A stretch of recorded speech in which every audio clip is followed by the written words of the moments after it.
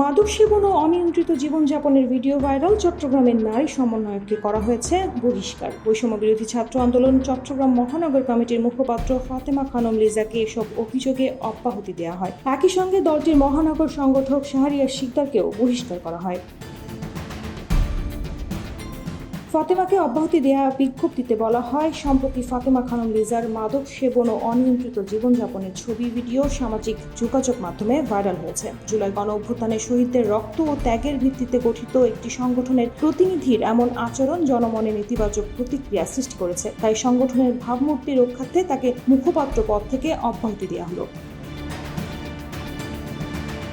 আরেকটি আদেশে বলা হয়, সম্প্রতি চাঁদাবাজির অভিযোগে ডবল মুরিং থানায় আটক হওয়ার পরিপ্রেক্ষিতে শাহরিয়ার শিকদারকে সংগঠক পদ থেকে বহিষ্কার করা হয়েছে। এসব ঘটনায় সংগঠনটির অভ্যন্তরে ও বিভিন্ন সামাজিক মহলে ব্যাপক আলোচনা সমালোচনা শুরু হয়েছে। সংগঠনের নেতারা জানান, সংগঠনের ভাবমূর্তি অক্ষুণ্ণ রাখতে এবং মূল্যবোধ রক্ষায় এ ধরনের শাস্তিমূলক ব্যবস্থা ভবিষ্যতেও অব্যাহত থাকবে।